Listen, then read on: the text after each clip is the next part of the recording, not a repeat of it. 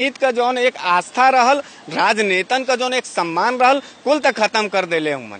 का बचल है इन्होंने के लगे पीछे लॉकडाउन में सांसद मंत्री जो विधायक एमपी एमएलए थे, इनकी सैलरी दुगनी हो गई। लॉकडाउन में लोग करवा लिए हैं। अब बताइए, देखा लोगों का पैसा कटवा रहे हैं सारे सरकारी अधिकारियों का, और ऊपर से देखा राजा का प्रवृत्ति जानल अभिजेंद्र जी। राजा का प्रवृत्ति ई होला कि जब आफत विपत पड़ल तो हम तो के देव। राजा मतलब वही के बनावल जाला कि हर विपत्ति पर राजा मतलब घरे का मुखिया। हमरे के यहाँ कोनो विपत्ति पड़ल तो हमार मालिक हमार राजा कही कि नहीं, तू लोगन के जेबा से न खर्चा हुई। 1 रुपया भी इन्होंने के बतावा कि अगर देले हो, देखा जब आफत पड़ी तब तुम चंदा दो।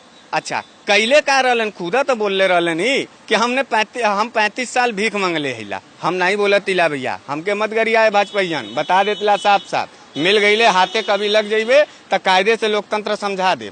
बड़ा बकर बकर बोलले सुनीला हम।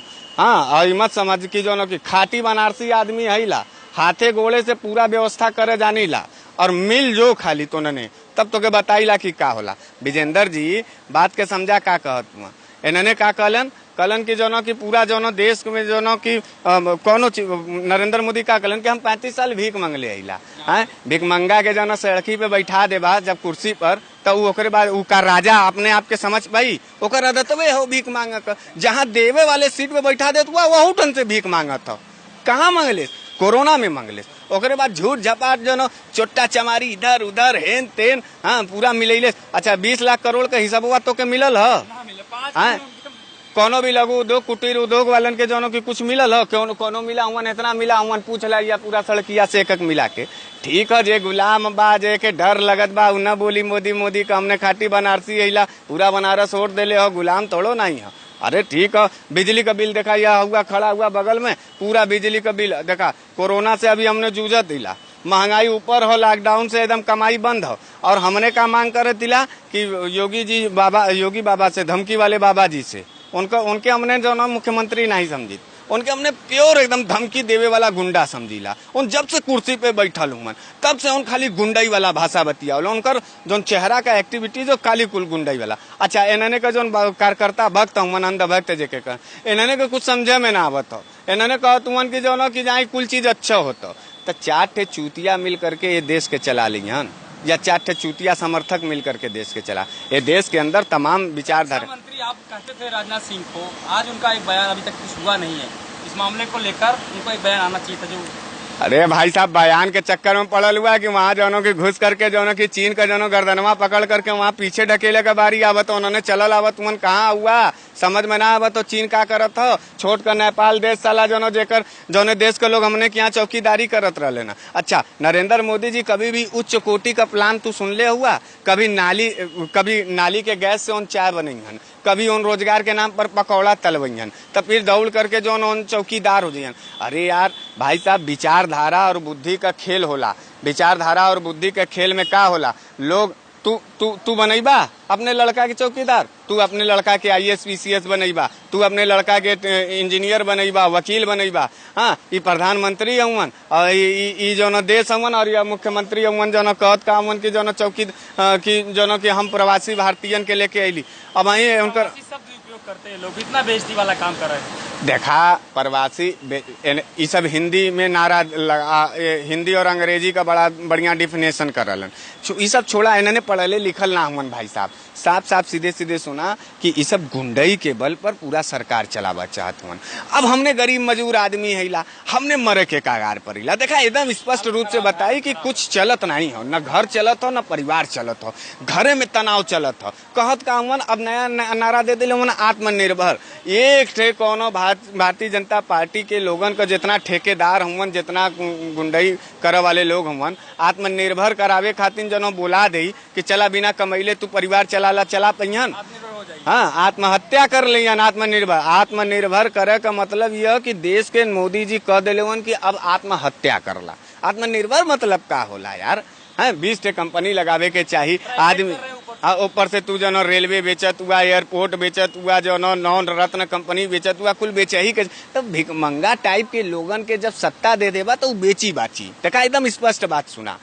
अच्छा लगी तो ठीक ठीक तो के तोरे लगे बुद्धि हो, अच्छा नहीं लगा तो एकर मतलब तार बुद्धि पतन हो गलो। तब पागलन के राय पर ही देश न चली, अंधभक्त और पागलन के राय पर ही देश न चली।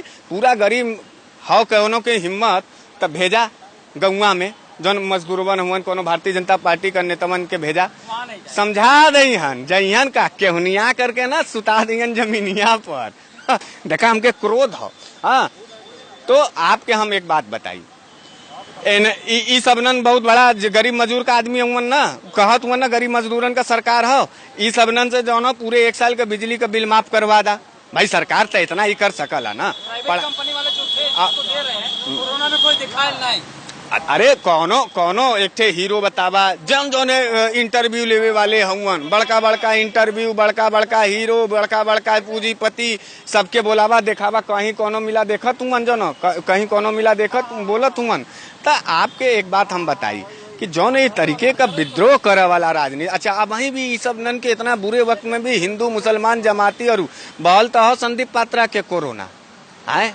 पूछे वाला आदमी जौन हो अगर पूछ दे कि संबित पात्रा जौन हो घरवे में रहलन जौन कोरोना हो गल तो सब प्राइवेट अस्पताल में काहे भइलन क्वारंटाइन, और क्वारंटाइन उन प्राइवेट अस्पताल में काहे भइले ना, उनके सरकारी अस्पताल में जाए चाहत रहा जहाँ तू। अच्छा 1 मिली जौन जितना बड़ा बोलत देखा भगवान अब इन्हने के सजा दे तुमन, अब इंसान नहीं और गरीब मजदूर नहीं देखत नहीं हुआ, आपत पर आफत चलल आवत हो। भाग इन्हने को चोट्टा गिरी, इन्हने को चोरी करे वाला जो नीति हो अब ए पर भगवान रुष्ट हो गल, महादेव और श्री राम जी अब इन्हने से बदला ली। इंसानियत को जौन हत्या हो वो हत्या का खिला देखत हुआ। साध्वी प्रज्ञा इतना बकर बोलत रहलीन, अनहरा गलीन मालूम हो के नहीं, और चल गलीन दिल्ली है तो जितना मिला हुवन अंधभक्त से लेके सरकार तक अब इन्होंने के भगवान रखे। और गली मजदूर देखा, एक बात और बताई, अंतिम बात सुन ला हमार कि देखा न मोदी मिलत हुवन गरीबन के, न योगी मिलत हुवन, तो जितना गरीब मजदूर हुवन, जितना भूख बिना खाए मरत हुवन, उन्होंने के तू सब जनन के एक हम राय देवे चाहती है। जौन गली चट्टी चौराहे पर जो है भारतीय जनता पार्टी और मोदी कहे वाला जो आदमी नजर आवत हुआ, बस उन्होंने के पकड़ वाला विजेंद्र जी पकड़ के खींच लिया, कदे कि दे हमारे 20,000 करोड़ का जो की पैसा हमार दे। अब वही जो अमित शाह कहलन कि हम 41 करोड़ महिलाओं को 53,000 करोड़ रुपया दे देले हिला। अरे गजब को चुतियापंथी वाला कहानी हो, कुछ भी आवत हो कुछ भी बोल दे तू। ईरानी जी भी कहा है। हाँ स्मृति ईरानी 80 करोड़ लोगन के भोजन दे देते हैं, अंड का बंद जितना समझ में आओ तो तुम तू बोले चल जात हुआ यहाँ गरीब। तो देखा भैया अपन फैसला करे को, अपन जिंदगी बचावे के हो। कोरोना तो बाद में मारी, लेकिन ये भारतीय जनता पार्टी वाले हमने के पहले मुआ दिया। मरे से बेहतर ये हो कि चल करके इन्होंने से लड़ल जाए। जितना भारतीय जनता पार्टी वाले नेता समर्थक दिखाई देते हुआ पकड़ के खींच के केहुनी आवा पहले, ओकरे बाद फैसला हुई। बस यही बात हो और यही विचार हो भैया, बस यही विचार है। ये विचार पे मिश्रा जी आज काफी गर्म है, लॉकडाउन खुला हुआ है, चल रहा है इसमें, और अपनी बात रखे बनारसी भाषा मातृभाषा जिसको मानते हैं। हिंदुस्तान न्यूज के लिए ब्रजेंद्र यादव, वाराणसी।